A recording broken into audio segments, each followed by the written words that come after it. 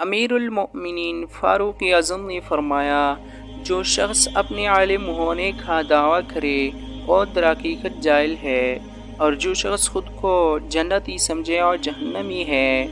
ظالم کو معاف کرنا دراصل مظلوم پر مزید ظلم کے مترادف ہے۔ جو شخص مجھے میرے عیب بتاتا ہے وہ میرا عزیز ہے۔ 3 چیزیں محبت بڑھانے کا ذریعہ ہے: سلام کرنا، دوسروں کے لیے مجلس میں جگہ خالی کرنا، اور مخاطب کو بہترین نام سے پکارنا۔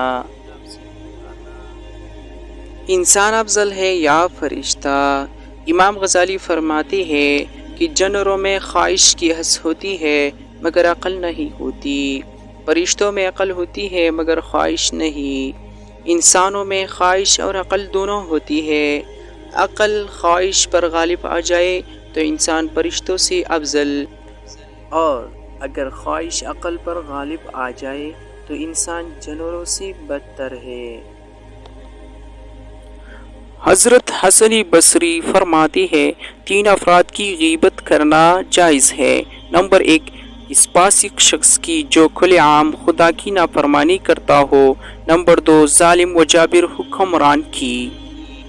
اور نمبر 3، اس بدعتی شخص کی جو سرعام بدعات میں مبتلا رہتا ہے۔ فرمایا غیبت کا کفارہ یہ ہے کہ جس شخص کی غیبت کی گئی اس کی گناہوں کی مغفرت کے لیے دعا کی جائے۔ کسی کو جاہل نہ سمجھے۔ حضرت بسطامی علیہ رحم اللہ کا قول ہے کہ دنیا میں کسی کو جاہل مت سمجھو، ہر کسی سے کچھ نہ کچھ سیکھا جا سکتا ہے۔